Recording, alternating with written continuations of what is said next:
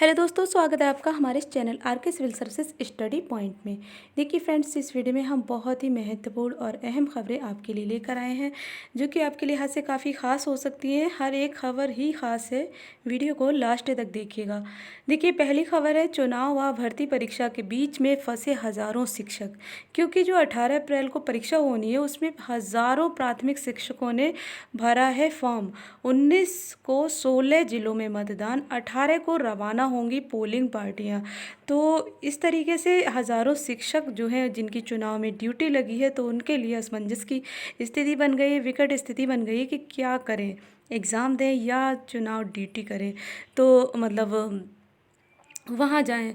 तो इस तरीके से जो है, यहाँ आप देख सकते हैं, समस्या ये है कि इन शिक्षकों की ड्यूटी चुनाव में भी लगाई गई है।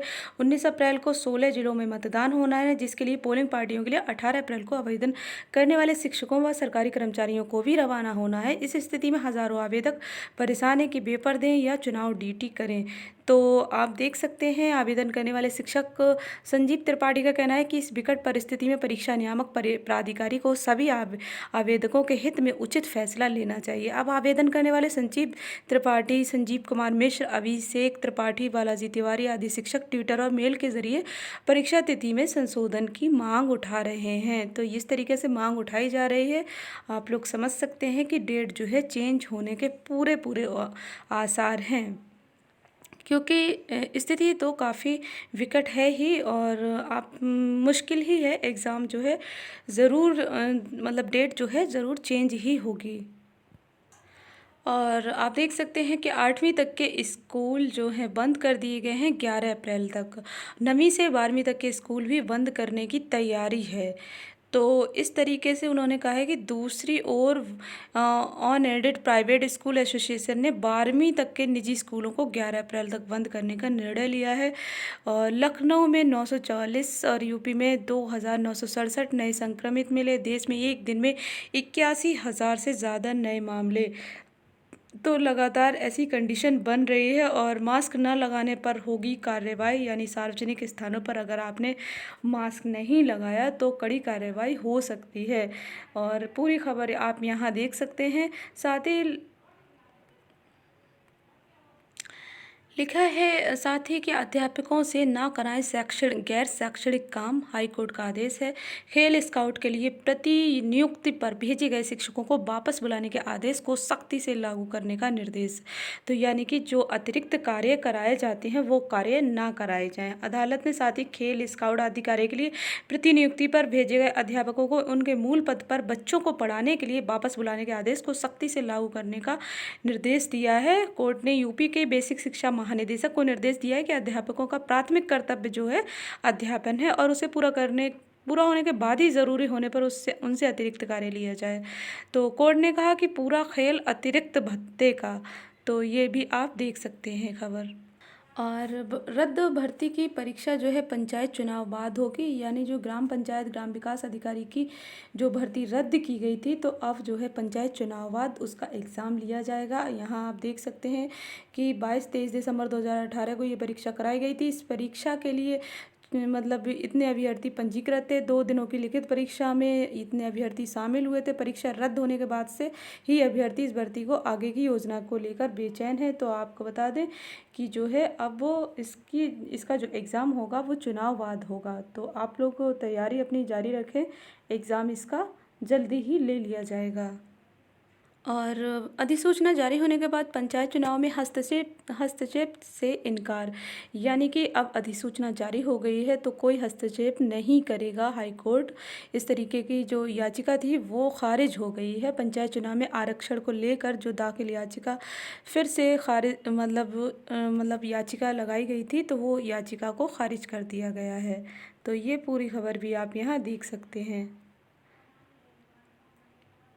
और ये खबर है एल्टीग्रेड से जुड़ी हुई। देखिए, एल्टीग्रेड में जो मतलब मतलब अभिलेख सत्यापन से जुड़ी हुई है। आप देख सकते हैं कि एल्टीग्रेड कृषि के 4 अभ्यर्थियों का चयन निरस्त, यानी कि वेटिंग लिस्ट ही कह सकते हैं इसको, कि जिनका चयन निरस्त कर दिया गया, जैसे वो दस्तावेज जमा नहीं किए इस तरीके से, तो फिर उसी क्रम में अन्य लोगों को मौका दिया गया है।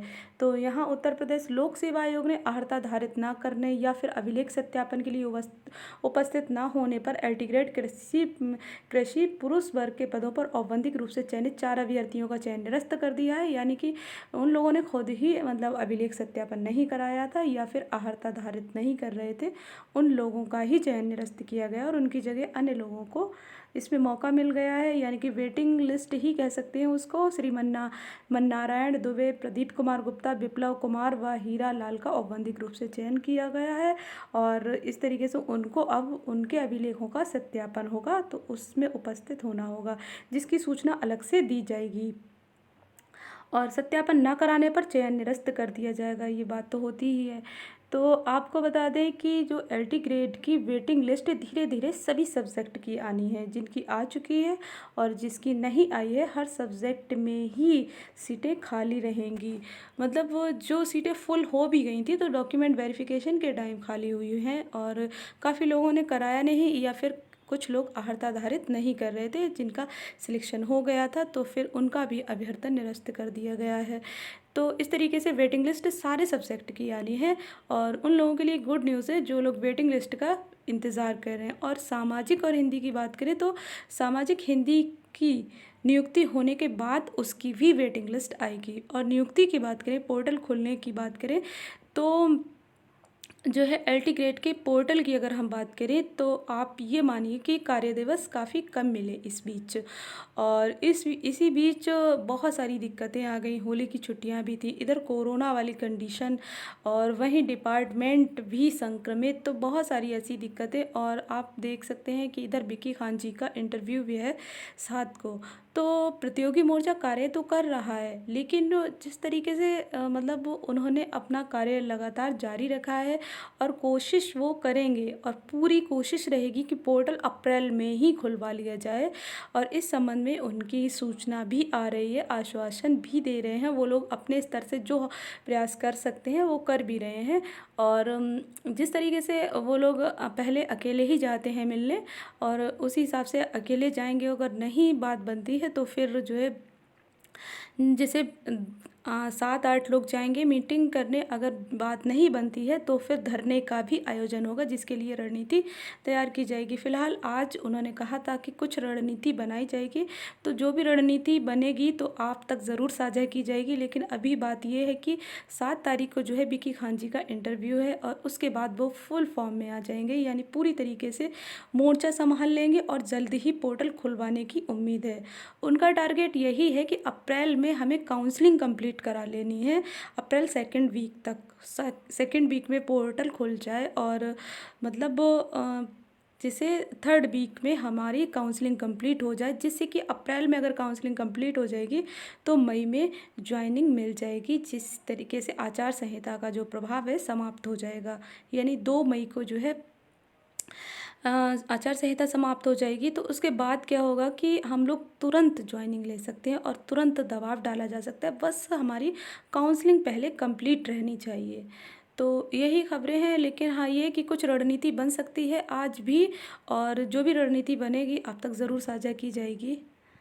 और ये खबर भी बेहद ख़ास कह सकते हैं कि जिला प्रशासन ने देर रात जारी की गाइडलाइन। क्यों? क्योंकि विश्वविद्यालय कोचिंग संस्थान में सिर्फ ऑनलाइन कक्षाएं होंगी। कोरोना के चलते आप ये दिक्कतें देख सकते हैं कि अब जो है ऑनलाइन ही कक्षाएं चल सकती हैं और इसमें क्या है कि संस्थान परिसर में कक्षाएं संचालित करने पर रोक लगा दी गई। हालांकि परीक्षाएं पूर्व घोषित कार्यक्रम के तहत ही होंगी। इस दौरान संस्थान जो है प्रशासन और विद्यार्थियों को कोविड गाइडलाइन का पूरी तरीके से पालन करना होगा। और पूरे प्रदेश में कोविड के संक्रमितों की संख्या तेजी से बढ़ोतरी हुई है। इसी मद्देनज़र शासन की ओर से शुक्रवार को शिक्षण संस्थानों के संचालन को लेकर गाइडलाइंस जारी की गई। इसी क्रम में डीएम भानुचंद्र गोस्वामी ने भी देर देर रात मतलब देर शाम गाइडलाइन जारी कर दी। तो आप ये पूरी बात देख सकते हैं, ये कुछ बिंदु हैं वो भी आप लोग देख सकते हैं। और मास्क लगाना काफ़ी अनिवार्य कर दिया गया है। सैनिटाइजेशन के बाद ही विद्यार्थी को प्रवेश दिया जाएगा। ये पूरी बात आप देख सकते हैं। विश्वविद्यालय, कोचिंग समेत सभी शिक्षण संस्थानों में ये नियम लागू होगा। और लखनऊ कानपुर एक्सप्रेसवे दिसंबर 2022 तक पूरा होगा। तो राजधानी को 9 प्रोजेक्ट डीआरडीओ केंद्र बनेगा। खुली इलेक्ट्रिक व्हीकल फैक्ट्री। तो 63 किलोमीटर लंबाई 6 लेन का बनेगा। ये इसका 4700 करोड़ का प्रोजेक्ट है। ये पूरी बात भी आप यहाँ देख सकते हैं। अयोध्या में 84 कोसी परिक्रमा मार्ग बनेगा, राष्ट्रीय राजमार्ग। और इलेक्ट्रिक वाहन के लिए 700 करोड़ का निवेश। यूपी में 3.5 लाख करोड़ के नए प्रोजेक्ट। चलिए, ये भी खबर कुछ अच्छी कह सकते हैं कि इस माह से चलेंगी कई नियमित ट्रेनें। गतिमान के बाद कई अन्य ट्रेनों को नियमित ट्रेन के रूप में चलाने की तैयारी। तो अगर ये ऐसा हो जाए तो बहुत सही रहेगा। और काफ़ी टाइम से इस तरीके की दिक्कतें हम लोग देख रहे हैं कि ट्रेनों का संचालन अच्छे से शुरू नहीं हो सका है जिस तरीके से होना चाहिए। कुछ बहुत कम ट्रेनें ही चल पाई हैं अभी। अप्रैल मई सत्र के लिए ऑनलाइन आवेदन का कल आखिरी मौका। JEE main 2021। तो आप यहाँ देख सकते हैं 27 से 30 अप्रैल तक परीक्षा होनी है। यानी यदि आप 2021 सत्र में इंजीनियरिंग की पढ़ाई करना चाहते हैं तो ऑनलाइन आवेदन का मौका रविवार यानी 4 अप्रैल तक ही उपलब्ध है। तो ये पूरी खबर भी आप लोग देख सकते हैं। साथ ही ये आदेश भी आप लोग देख सकते हैं कि अगर कोई प्रशासनिक कार्य होगा तो शिक्षकों को जाना रहेगा विद्यालय। बाकी जो है छात्र छात्राएं नहीं जाएंगे। यानी कि बाकी सारे कार्य जो शिक्षण कार्य हैं वो बंद हो जाएंगे, शैक्षणिक कार्य, लेकिन प्रशासनिक कार्य जारी रहेंगे। तो आज की वीडियो में बस इतना ही। बाकी अन्य कोई अपडेट होगी तो आप तक ज़रूर साझा की जाएगी। अभी के लिए बस इतना ही। Thank you, bye bye.